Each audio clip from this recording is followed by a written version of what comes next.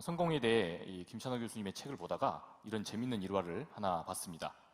1999년도에 스페인 세계 육상 선수권 대회가 열렸을 때였습니다. 세계 각국의 이 선수들이 공항에 이 속속들이 도착을 했습니다. 그러던 어느 날 한 허들 달리기 선수가 현지 언론 기자의 요청을 받아서 인터뷰를 하게 됐습니다. 아마 선수로 오게 된 그런 배경과 또 취지, 포부 이런 것들을 아마 인터뷰했겠죠. 여러분, 그런데 유럽에서는 특별히 뭘 조심해야 한다고 합니까? 소매치기. 소매치기를 조심해야 한다고 하죠. 아니나 다를까 인터뷰를 하는데 갑자기 이 허들 선수의 손가방을 소매치기가 이렇게 확 훔쳐서 달아난 겁니다. 아니, 달리기 선수의 손가방을 소매치기 하는 그 배짱은 스페인 도둑이 참 대단하죠. 그런데 그러한 배짱도 잠시 이 도둑은 금세 붙잡히고 말았습니다. 마침 그 근처에 100m를 9초대에 주파하는 이 단거리 달리기 선수가 있었던 겁니다. 그래서 본능적으로 이 선수가 달려가서 소매치기를 붙잡았습니다. 허들 선수의 입장에서는 정말 다행인 노릇이었습니다. 자기의 기록을 또 끌어올려야 하기 때문에 이 기록 올리기에만 집중해야 합니다. 그런데 손가방을 잃어버려서 이 가방이 없어지면 얼마나 신경 써야 할 게 많겠습니까? 여러분, 그런데 재미있는 건요, 가방을 되찾은 이것이 이 허들 선수에게는 꽤 그렇게 유쾌한 일만은 아니었나 봅니다. 왜 그러냐면, 여러분, 이 선수도 무슨 선수입니까? 비록 장애물을 넘는 선수긴 하지만 뭘 하는 선수죠? 씨름 선수나 역도 선수가 아니지 않습니까? 달리기 선수인 거예요. 그러니 자기도 인생의 전부를 이 달리기에 건 사람인데 자기가 못 잡은 것 때문에 좀 마음이 상한 겁니다. 그래서 그는 자신이 소매치기를 직접 잡지 못한 게 멋쩍었든지 되찾은 가방을 놓고 딱 받고는 이렇게 말했답니다. 만약에 공항 청사에 허들이 설치되어 있었다면 저 도둑은 제가 잡았을 겁니다. 이렇게 능청스럽게 너스레를 떤 거죠. 여러분, 여하튼 사람은 이처럼 참 지기를 싫어합니다. 승자를 시기함으로 누군가에게 내가 밀려나고, 또한 어쩔 때는 패하는 것, 이것을 죽기만큼 싫어합니다. 여러분, 특히나 저와 같은 우리 남성들, 우리 형제들 어떻습니까?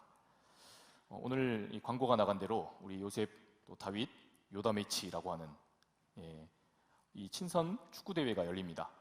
여러분, 그런데 축구를 하고 또 게임을 하고 심지어 하다못해 가위바위보를 해도 남자들은 어떻게 해야 합니까? 이겨야 됩니다. 저만 그런 남자인 것처럼 다들 그렇게 쳐다보시네요. 여러분, 그런데 사람이 이 삶의 중요한 문제들에 있어서도 이렇게 나오면 곤란해집니다.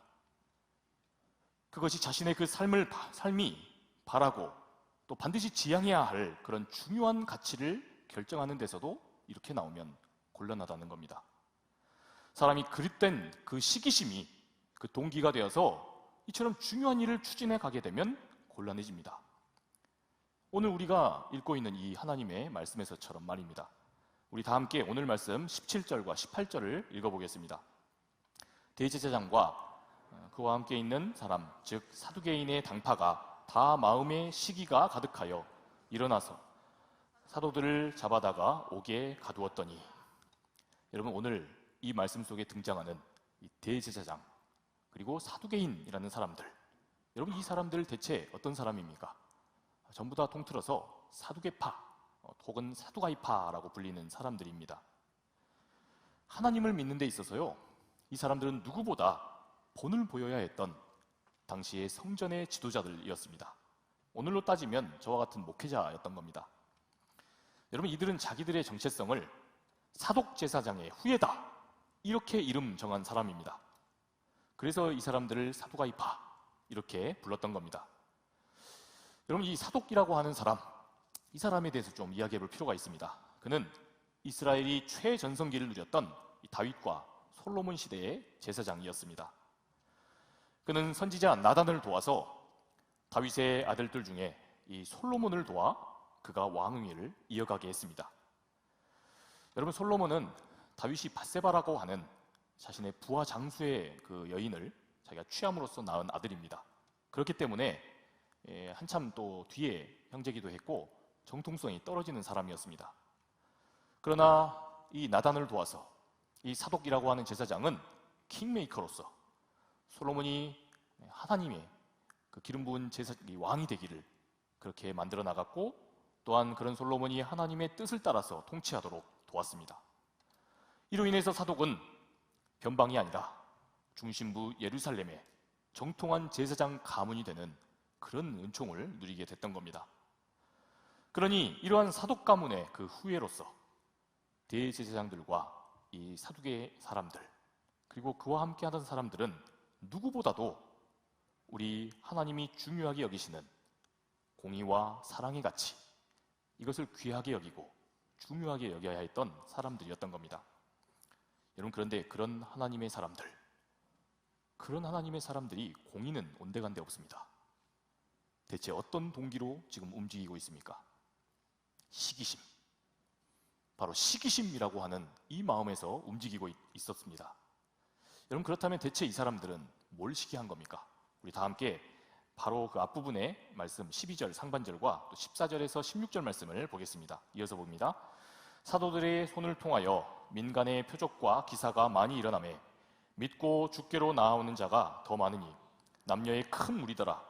심지어 병든 사람을 메고 거리에 나가 침대와 요 위에 누이고 베드로가 지날 때에 혹 그의 그림자라도 누구에게 덮일까 바라고 예루살렘 부근의 수많은 사람들도 모여 병든 사람과 더러운 귀신에게 괴로움 받는 사람을 데리고 와서 다 나음을 얻으니라.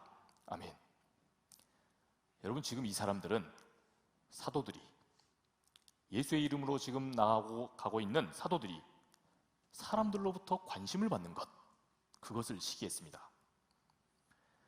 자신들이야말로 유대의 최고의 의결기구인 이 정치, 종교를 장악한 사내들인 의원입니다.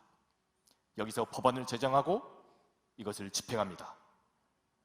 그러니 그러한 자기들만 사람들이 우러러보고, 그런 자기들만 사람들이 부러워하고, 또 자기들 말만 들어야 합니다. 그런데 지금 어디서 굴러들어온 이 시골 갈릴리 촌 사람들이 모두의 주목과 관심을 한 몸에 받고 있는 겁니다. 그래서 이들은 어떻게 했느냐? 18절에 보니까 이 사도들을 옥에 가둬버렸습니다. 지금 예수의 이름으로 생명의 역사를 일으키고 구원받는 백성들을 지금 함께 그 주님의 사랑을 나누고 있는 사람들, 그런 사람들을 지금 옥에 가둬버렸다는 겁니다. 여러분, 그런데 우리는 여기서 이들의 이 시기심이 초래한 끔찍한 악을 봅니다. 여러분, 지금 예루살렘이라고 하는 곳에서, 이곳에서도 예수의 이름이 선포되고 그러므로 병자가 치유되고 살아나고 있습니다.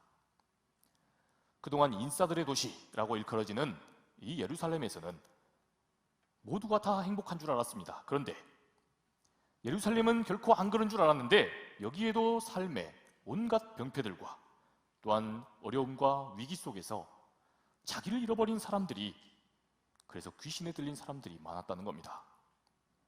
그런데 어떻게 됐습니까?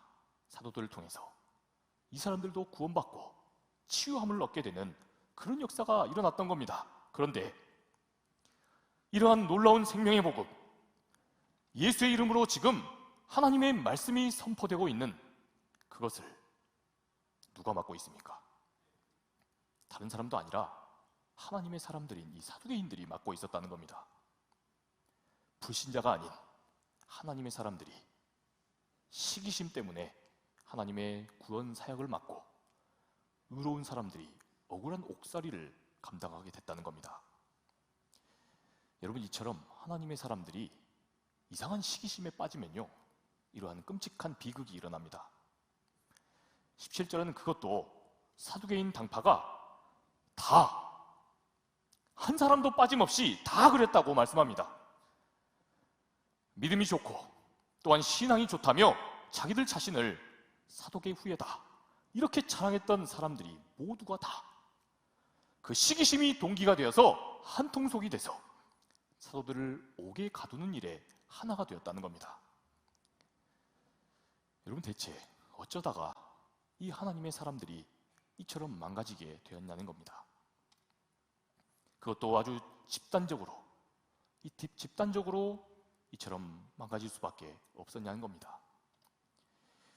기독교 초현실주의라고 하는 한 신학의 흐름을 이끌었던 이 라이놀드 니버가 있습니다. 형제가 다 아주 유명한 학자들인데 이분이 도덕적 인간과 비도덕적 사회라고 하는 책을 썼습니다. 도덕적 인간과 비도덕적 사회. 여기서 그는 우리 인간 이해에 있어서 아주 중요한 사실을 밝혔습니다. 그는 인간성의 문제를 다루면서 개인일 때는 지극히 도덕적이고 착하던 사람들, 선하고 착한 사람이 집단에 귀속되게 되면 이상하게도 악에 동조하게 되고 크나큰 불의에 헌신한다는 것을 보았습니다. 여러분, 개인일 때는 어떤 사람이든 간에 굉장히 행동을 조심하고 또 말도 되도록 조심합니다. 여러분, 그도 그럴 것이 자기가 말하고 행동하는 것을 개인일 때는 어떻게 해야 합니까? 그 결과로 인한 모든 그 이후의 일들을 자기가 감당하고 자기가 책임져야 합니다. 오롯이 자기가 끌어안고 모든 걸 책임져야 하는 겁니다. 그러니 사람이 개인일 때는 굉장히 조심하고 또 도덕적이 된다는 겁니다. 여러분, 그런데 니버는 이처럼 착하던 개인도 집단에 귀속되면 이야기가 달라진다고 밝혔습니다. 개인일 때는 지극히 도덕적이던 사람이 집단에 귀속되게 되면, 그래서 뭔가를 도모하게 되면 이때는 굉장히 이기적이 되고 또 불의한 존재가 되기가 쉽다는 겁니다. 심지어는 그 집단에 귀속되면 악마 같은 행동도 서슴지 않게 된다는 겁니다. 착한 사람이요. 여러분, 이러한 현상을 우리 형제들은 어렴풋이 알 수 있습니다. 특별히 예비군 훈련을 가보면 알 수가 있습니다. 개인적으로 굉장히 점잖고 평소에 알고 있는 그런 사람이어서 이 사람 괜찮은 사람이다 했는데 딱 예비군 훈련차 군복을 입으면 어떻게 됩니까? 지금 웃으시는 분들은 다 그랬던 경험이 있는 분들 같은데 갑자기 멍멍이처럼 변합니다. 그러면서 막 이게 예비군 이 담당 현역 조교들을 지옥을 선사하게 됩니다. 이런 예비군들 때문에 내 수명이 단축된다. 여러분, 그러니까 이처럼 개인일 때 그저 자기 혼자서 문제를 직면할 때는 그렇게 도덕적이던 사람들이 왜 이처럼 집단에 귀속되면 망가지게 되는가? 니버는 바로 그 이유가 이제는 사람이 그렇게 집단에 귀속되면 그 집단 이기심에 편승해서 살아가기 때문이다. 이렇게 보았습니다. 여러분, 그러니까 불의하고 부도덕한 그런 일탈 행위를 하더라도 이제 내가 어디서 하는 겁니까? 그 집단 안에서 하는 겁니다. 개인이 아니라. 이제 내가 일탈 행동을 해도 그 집단이 연대 책임을 질 거라는 겁니다. 그러한 전제가 깔리기 때문에 그래서 사람이 이렇게 망가진다는 겁니다. 그래서 사람은 결국 개인일 때보다 집단에 속하게 될 때 훨씬 더 이기적이 되고 자기중심적이 되기가 쉽다는 겁니다. 여러분, 우리가 역사를 봐도 알 수 있습니다. 나치에 동조했던 이 국가, 이 교회, 그리고 여기에 동조했던 독일 국민들이 그랬습니다. 전쟁과 학살을 용인했던 이 독일 국민들이 그 증인들인 겁니다. 또한 유럽을 지옥으로 몰아넣었던 십자군 전쟁에 참여했던 사람들이 그랬습니다. 그뿐만이 아니라 영국과 또 프랑스 사이에서 100년이 넘게 일어나면서 유럽을 전쟁의 공포에 몰아넣었던 그 100년 전쟁, 여기에 참여한 사람들도 그랬습니다. 여러분, 그런데 이걸 다 조폭 집단이 그렇게 한 게 아니고 교회가 주도했다는 것입니다. 여러분, 이것이 바로 실제 역사입니다. 여러분, 그리고 지금도 세상을 보십시오. 여전히 세상에는 수많은 이익 집단들이 자기가 속한 그 진영의 논리대로 움직입니다. 그것이 옳고 바르기 때문이 아니라 내가 속해 있는 그 집단의 이기심에 의해서 움직이는 것을 봅니다. 사회적인 갈등과 분쟁을 그 집단 하나에 귀속돼서 그렇게 마음껏 일으키는 걸, 그러한 악이 초래되는 걸 우리가 보는 겁니다. 여러분, 지금 그러니까 이 사두개인들과 이 성전 맡은 자들, 이 제사장들이 그랬다는 겁니다. 개인적으로는 하나님이 그 하나님을 믿는 사람인 척 행세했지만 자신들의 이익과 체면, 이러한 문제를 놓고는 집단 이기심에 따라서 움직였다는 겁니다. 필요하다면 우리 하나님이 원하신다, 또한 교회를 위한다, 그러한 명분을 붙여서 그렇게 악마적인 일들을 했다는 겁니다. 여러분, 사도들을 통해서 지금 어떤 일이 일어나고 있습니까? 가난과 또한 아픔과 배고픔의 그런 현실 속에서 누군가가 살아나고 생명을 얻습니다. 누군가가 해방됩니다. 그런데 이처럼 귀하고 소중한 일들을, 이처럼 생명의 말씀이 일으키는 구원의 사역을 다른 사람들도 아니라 이 하나님의 사람들이 막았다는 겁니다. 집단적인 이기심에 완전히 사로잡혀서 그 양심과 도덕성이 마비되어서 자기들이 무슨 불의와 악을 저지르고 있는지를 보지를 못했다는 겁니다. 여러분, 그런데 우리도 얼마든지 그럴 수 있습니다. 제 아무리 하나님의 사람들, 우리가 교회라고 뭉쳐도 우리도 그렇게 될 수 있다는 겁니다. 주님의 이름으로 모인 교회도 우리가 세상과 사회 속에서 대체 어떻게 판단하고 또 어떻게 생각하고 어떻게 사역을 하는 것이, 그게 성경적인 것이고 그게 이 시대에 적합한 것인지, 이것을 오늘 말씀을 배우며 진지하게 묻고 또 탐구하고 그렇게 겸손하게 기도함으로 그렇게 우리 자신을 들여다보지 않으면 우리도 여지없이 실패한다는 겁니다. 여러분, 악은 이처럼 생각보다 아주 쉽게 또한 교묘하게 우리에게서 아주 속절없이 일어날 수 있습니다. 여러분, 그런데 바로 이 지점에서, 바로 여기서 복음의 말씀을 한번 보십시오. 여러분, 이처럼 사람은 때로 믿음 안에 있는다 하면서도 집단적인 이기심에 빠져 악을 도모합니다. 여러분, 그런데 오늘 말씀에 보면요, 하나님은 어떠십니까? 하나님은 이러한 중에 지금도 무슨 일을 도모하고 계십니까? 우리 다 함께 19절과 20절 말씀을 같이 한번 읽어보겠습니다. 주의 사자가 밤에 옥문을 열고 끌어내어 이르되 가서 성전에 서서 이 생명의 말씀을 다 백성에게 말하라 하매. 아멘. 여러분, 오늘 말씀에서 우리 하나님은 묵묵히 당신의 구원의 일을 그렇게 묵묵히 행하십니다. 지금 사람이 다 망가뜨려버리고 하나님의 사람들이라는 사람조차도 집단적인 이기심 또 시기심에 빠져서 그렇게 주님의 구원의 일을 망치고 있을 때, 하나님은 바로 그때도 여전히 공의와 사랑으로 일하신다는 겁니다. 오늘 주님의 말씀은 바로 이러한 하나님의 그 열심, 하나님의 일하심과 구원하심을 우리에게 보여주고 있는 겁니다. 당대의 기득권을 쥔 사람들, 이들이 집단적 이기심으로 똘똘 뭉쳐서 그토록 저지른 그 악행을, 이로 인해서 사도들은 영락없이 지금 옥에 갇혔습니다.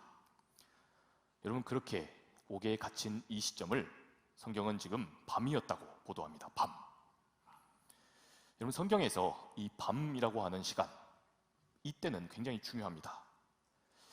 여러분, 집단적 시기심이 만든 그 악이 사도들을 인생 일대 최고의, 아주 최악의 한밤중을 만나게 만들었습니다. 지금 사도들은 아무리 발버둥을 쳐도 굳은 옥문이 닫혔고 또 그 앞을 굳게 지키고 있습니다. 또한 쇠사슬을 대체 어떻게 사도들의 힘으로 풀겠습니까? 여러분, 근데 오늘 말씀을 살펴보면 우리도 이러한 옥문을 만납니다. 우리도 살면서 이러한 집단적인 큰 광기들이, 그것들이 초래한 악이 우리를 집어삼키는 걸 날마다 경험합니다. 내가 사랑과 호의를 베풀었는데 돌아오는 게 뭡니까? 돌아오는 게 도리어 악이고 또한 경계와 의심이며, 이로 인해서 우리들의 마음이 무너지는 걸 경험합니다. 그렇게 크나큰 배신을 겪어서 오늘도 우리가 겪는 그 관계적 트라우마가 얼마나 거대한 옥문으로 우리 앞에 닫혀 있습니까? 또한 제 아무리 정직하고 또 성실하고 충실하게 일해도 결국 세상에서는 누가 승승장구하는 것 같습니까? 결국엔 편법과 아주 교묘한 요령 한 수로 그렇게 일관하는 사람, 그런 이 시대의 절대 다수의 사람들이 늘 승리하는 것처럼 보이지 않습니까? 그렇게 착한 개인이 마주하는 그 철옹성과 같은 이 땅의 어둠의 구조, 그러한 현실이자 그러한 신념이 세상에선 늘 승리하는 것처럼 느껴지는 그런 세상이 바로 우리 시대 아닙니까? 그래서 하나님의 사람들인 우리가 매번 그 한 주 한 주를 살아가면서 상처를 입는 것 아니겠습니까? 여러분, 그런데 오늘 이런 시대를 살아가는 우리들에게 하나님은 말씀하십니다. 아주 똑똑히 말씀하십니다. 뭐라고 하십니까? 하나님은 바로 이 시점에 일하신다는 겁니다. 하나님이 바로 이 지점에서 우리에게서 역사하신다는 겁니다.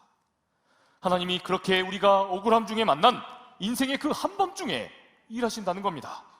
이제는 끝이다. 도저히 굳게 닫힌 이 옥문, 내가 도저히 어찌 해볼 도리가 없다. 내 힘으로는 지금 이 상황을 아무리 발버둥 쳐봐도 내 주변에 있는 여러 인맥들을 다 동원하고 다 그 도움을 끌어 모아보아도 이젠 안 된다. 그러니 포기하자. 이젠 다 끝났다. 그렇게 이제는 그만두고 이제는 다 접고 돌아서려고 할 때, 그때 이제 누가 일하신다는 겁니까? 하나님이 일하신다는 겁니다. 어둠이 짙게 깔린 밤, 갑자기 주의 사자가 옥문을 열고 사도들을 끌어냈다고 했습니다. 여러분, 우리 이 사건을, 지금 이 사건을 직면했던 이 사도들을 이렇게 만들었던 그 담당자들, 이들의 반응이 어땠는지 우리 21절에서부터 25절까지의 말씀을 제가 읽겠습니다. 그들이 듣고 새벽에 성전에 들어가서 가르치더니 대제사장과 그와 함께 있는 사람들이 와서 공회와 이스라엘 족속의 원로들을 다 모으고 사람을 옥에 보내어 사도들을 잡아오라니, 부하들이 가서 옥에서 사도들을 보지 못하고 돌아와 이르되, 우리가 보니 옥은 든든하게 잠기고 지키는 사람들이 문에 서 있으되 문을 열고 본즉 그 안에는 한 사람도 없더이다 하니, 성전 맡은 자와 제사장들이 이 말을 듣고 의혹하여 이 일이 어찌 될까 하더니 사람이 와서 알리되, 보소서 옥에 가두었던 사람들이 성전에 서서 백성을 가르치더이다 하니. 아멘. 여러분, 말씀에 보면요, 지금 대제사장과 이 사두개인들이 자기들이 가뒀던 이 사도들을 데리고 오라고 했습니다. 그리고 21절에 보니까 공회와 또 이스라엘의 원로들을 불렀습니다. 그래서 이들을 옥에서 불러와라 한 걸 보니까 이제는 잡아둔 그 사도들을 신문하고 이것을 또 처결하고 처벌을 내리고 그렇게 해서 벌을 주려고 했던 것으로 보입니다. 여러분, 그런데 그 사이에 지금 황당한 일이 일어난 겁니다. 분명히 사도들을 옥에 든든하게 가둬놓고 잠금장치를 하고 밖에서 심지어 이것을 나가지 못하게 지키고 있었는데, 그런데 안에 가두는 사도들이 사라졌다는 겁니다. 여러분, 오늘 이 하나님의 말씀을 오늘 21세기를 사는 우리가 대체 어떻게 이해해야 합니까? 아니, 대체 과학적으로, 실제적으로 어떻게 이런 일이 일어날 수가 있단 말인가? 이건 그냥 지어낸 거다. 여러분, 우리가 이렇게 이 말씀을 접근해야 합니까? 여러분, 이거 우리가 어떻게 읽어야 합니까? 여러분, 그런데 아닙니다. 여러분, 지금 누가는 처음부터 이것을 실제적으로 어떻게 일어난 일인지를 밝히고자 하는 마음이 없습니다. 여러분, 이걸 제대로 밝힐 목적이었다면요, 누가는 아마 사도들이 이러한 경위로 또한 이런 도움으로 풀려나서 라고 상세히 기록했을 겁니다. 여러분, 오늘 이 말씀에서 전하고자 하는 진실은 이렇습니다. 불의의 희생양이 되어서 우리가 아무것도 할 수 없는 그 무력한 상태가 되었을 때, 그렇게 우리들의 인생이 그렇게 하나님의 그 말씀으로 그렇게 결단하고 그렇게 다짐하고 그렇게 행동한 하나님의 사람들이 인생의 한밤중을 만나서 더 이상은 아무런 소망을 붙들 수가 없을 때, 그때는 누가 일하신다는 겁니까? 하나님이 일하신다는 겁니다. 그때는 우리 인간이 아니라 하나님이 직접 구원의 사역에 뛰어드신다는 겁니다. 여러분, 이게 지금 오늘 말씀이 우리에게 전하고 있는 복음의 메시지입니다. 그렇게 하심으로 세상에 보이는 질서가 다라고 믿고 그러한 질서 안에서 이러한 집단적인 이기심과 그러한 시기심의 광기를 쫓아서 악을 행하는 그런 이들에게서 저와 여러분, 우리 하나님의 사람들을 우리 주님이 직접 구하신다는 겁니다. 하나님이 이러한 놀라운 기적을 우리 각 사람들의 그런 한 사람 한 사람들의 경험으로 그렇게 대놓고 경험하게 만드신다는 겁니다. 여러분, 잘 못 믿겠습니까? 이건 내 사건이 아니다. 나는 한 번도 겪어본 일이 아니다. 혹시 그런 마음이 드십니까? 여러분, 그런데 지금도 그러한 구원을 경험했다라고 고백하는 사람들이 있습니다. 내 인생 가만히 보니까 이거 지금 내 힘으로 여기까지 오게 된 이 과정이 도저히 내 노력과 내 능력으로 일궜다고 볼 수가 없다. 결코 그렇게 볼 수가 없고 이건 하나님이 하신 거다. 하나님이 내게 사람을 붙여주시고 하나님이 내가 피할 수 있는 그런 계기를 주시고 그래서 내 힘이 아니라 우리 하나님이 그렇게 하신 것이다. 이렇게 고백되어야만 납득이 되는 일들이 있다는 겁니다. 사랑하는 여러분, 믿음의 눈으로 보십시오. 우리들의 삶의 깊이와 그 실제의 의미는요, 우리의 생각보다 훨씬 깊습니다. 우리 삶의 상황과 사태의 의미란 결코 이 시대의 과학만이, 그리고 그렇게 간단하게 합리적인 인간의 이성이 다 그렇게 밝힐 수 있는, 그렇게 완전히 소진되어 버릴 수밖에 없는 그런 의미가 아니라는 겁니다. 그런데도 우리는 때로 상황과 사태를 늘 이 세상의 질서, 그냥 우리 눈앞에 보이는 그 힘의 질서만 놓고 재단합니다.